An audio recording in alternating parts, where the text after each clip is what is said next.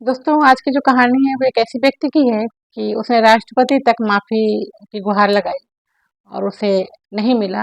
जिस भी lower court तक ने उसको ये सज़ा मुकर्रर की कि इसको फांसी की सज़ा ही दी जाए, उसने ऐसा काम किया। तो नमस्कार दोस्तों, मैं हूं सुशील, आप सभी का स्वागत करती हूँ आपके अपने चैनल ब्रिटिश हिस्ट्री में। कहानी अच्छी लगे तो लाइक करिएगा, चैनल पहली बार है तो सब्सक्राइब करिएगा। दोस्तों ये कहानी जो है वो सीहोर जिले की है। सीहोर आप सभी लोग जानते हैं कि पंडित प्रदीप मिश्रा जी की वजह से ज़्यादा फेमस हुई है। तो ये सीहोर की कहानी है। सीहोर की एक जगह है इच्छापुर, वहाँ की ये कहानी है। वहाँ पे एक व्यक्ति होता है जिसकी 2 पत्नियाँ होती हैं और 5 बेटियाँ होती हैं। ये व्यक्ति जो होता है वो 4 भाई होता है। पहले का नाम होता है छगन, दूसरे का नाम होता है मगन, तीसरे का नाम होता है जगन और चौथे का नाम होता है अगन। तो ये कहानी जो है ये मगन की है। मगन के पास थोड़ी खेती होती है और अपना घर होता है, उसकी 2 बेबियाँ होती हैं और 5 बेटियाँ होती हैं। परिवार होता है, बड़ा होता है परिवार। और थोड़ी-सी खेती होती है, उसी खेती से उनकी घर गृहस्थी चल रही होती है, घर के जो खर्चे होते हैं वो पूरे हो रहे होते हैं। चूँकि मगन जो था वो थोड़ा-सा शराब वगैरह का आदी था, तो एक दिन वो अपने ही गाँव के एक व्यक्ति से, रामलाल से बोलता है कि मैं अपनी जो खेती है वो बेचना चाहता हूँ।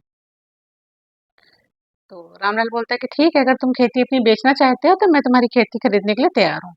ऐसा होता है कि अ, कोई अगर खेती बेचने के लिए बात करता है तो किसी को पसंद आती है तो खरीद लेता है। फिर रामलाल ने भी बोला कि ठीक है, आप अगर अपनी खेती बेचना चाहते हो तो मैं खरीद सकता हूँ खेती। वो घर आता है और अपनी दोनों बीवियों को बताता है कि मैंने खेती बेचने के लिए बात कर ली है और रामलाल खेती लेने को तैयार है और मैं खेती अपनी बेच दूंगा। अब ये जो दोनों पत्नियां होती हैं ये परेशान हो जाती हैं कि अगर खेती बिक जाएगी तो ये 5 बच्चे हैं, ये कैसे पलेंगे, घर का खर्चा कैसे चलेगा, बहुत दिक्कतें आ जाएंगी क्योंकि इसी खेती की वजह से तो घर में घर के खर्चे चल रहे हैं। अब वो अपने जेठ और देवर के पास जाती हैं, उनसे कहती हैं कि आप ही समझाओ इनको, ये तो पूरी खेती बेचने पे लगे हुए हैं, अगर खेती बेच देंगे तो घर का खर्चा कैसे चलेगा, 5-5 बच्चे हैं, इनका भविष्य है, इनकी कल को शादी है, पढ़ाई है, इनकी परवरिश कैसे होगी। भाई भी आते हैं, समझाते हैं कि खेती मत बेचो, घर का खर्चा कैसे चलेगा, बड़ा परिवार है तुम्हारा। लेकिन उसको कुछ समझ नहीं आता। शाम को खाना बनता है, एक पत्नी खाना बना रही होती है, दूसरी पत्नी खाना लेके जाती है, बोलती है खाना खा लो, वो कहता है मुझे खाना नहीं खाना है। खाना नहीं खाना है, वो नहीं खाना खाता है और सो जाता है। भूखे पेट से नींद नहीं आती, लेकिन वो फिर भी नहीं खाता है। दूसरे दिन की सुबह होती है, फिर खाना एक पत्नी खाना लेकर के जाती है और देती है, बोलती है रात में भी तुमने खाना नहीं खाया था, अब तो खाना खा लो कम से कम। खाना रख के वहीं चली आती है, कहती है इनका तो रोज का यही ड्रामा है और हम लोग को भी काम पे जाना है। वो सब वहीं खेतों पे मजदूरी कर रही होती हैं, खाना वहीं रख करके और वो दोनों खेतों में मजदूरी करने चली जाती हैं, बच्चे बाहर खेल रहे होते हैं। ये जो मगन होता है इसको अचानक पता नहीं क्या सोचता है, ये जाता है और बाहर से पांचों बच्चियों को बुलाता है, घर के अंदर बुलाता है। घर के अंदर बुलाता है, जो सबसे बड़ी बच्ची होती है वो 6 साल की होती है, बाकी सब उनसे छोटी होती हैं क्योंकि 2 बीवियां होती हैं तो दोनों के बच्चे होते हैं।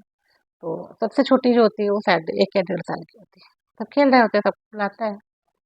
अब ये क्या करता है कि कुल्हाड़ी लेता है और कुल्हाड़ी लेकर के बड़ी बेटी को काट देता है। बड़ी बेटी को काटता है तो बाकी 4 बेटियां चिल्लाना शुरू कर देती हैं, बहुत तेज तेज चिल्लाने लगती हैं। फिर ये दूसरी बेटी को भी काट देता है, फिर ये तीसरी बेटी को भी काट देता है, फिर ये चौथी और पांचवी को भी चौथी को भी काट देता है।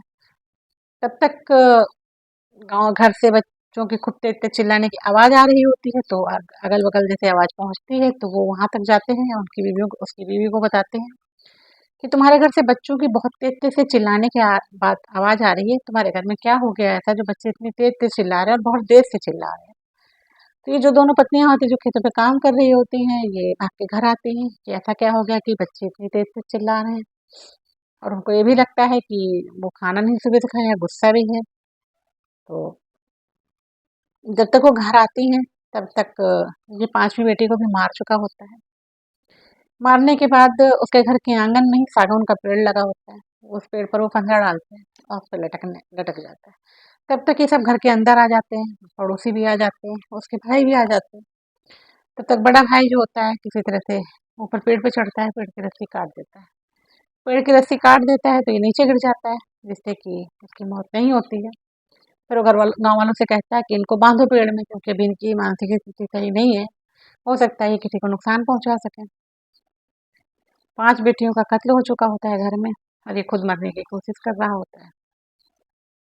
उसको सिर्फ़ ये होता है कि बाकी सबकी मर्ज़ी चलती है, घर में मेरी मर्ज़ी नहीं चलती है। मैं खेत बेचना चाह रहा हूँ तो मुझे खेत नहीं बेचने दे रहे हैं। ये बच्चियाँ जो हैं ये आड़े आ रही हैं, इसी वज़ह से खेत नहीं बेचने को मिल रहा है। क्योंकि पत्नियाँ उनकी कहती थीं कि बच्चियों का परवरिश कैसे होगी, बच्चों की शादी कैसे होगी, घर का खर्चा कैसे चलेगा। तो उसका सोचती कि घर के खर्चे के लिए तो ये कमाती ही हैं, खेतों में काम ही करती हैं, इन बच्चियों की वज़ह से मैं खेत नहीं बेच पा रहा हूँ। तो उन पाँचों बेटियों को ही काट देता है। अब एफआईआर होती है, पुलिस आती है, एफआईआर होती है, उसको लेकर जाते हैं। वो राष्ट्रपति तक चिट्ठी लिखता है कि मुझे माफ़ी दी जाए। लेकिन जिस जिस कोर्ट में भी ये केस जाता है, वहाँ से सिर्फ़ एक ही फैसला आता है कि ऐसे इंसान को तब तक फांसी के फंदे पर लटकाया जाए जब तक कि उसकी प्राण न निकल जाए। उसने इतना घिनौना कृत्य किया है, इसको तब तक लटका के रखा जाए, पूरी तैयारी हो जाती है, सब कुछ हो जाता है।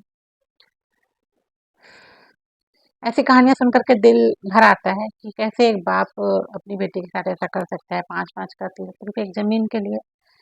आजकल पता नहीं क्या हो रहा है दुनिया और संसार में। कहानियाँ सुनाते-सुनाते मेरा दिल भी भर आता है, ये सब सुन कर के।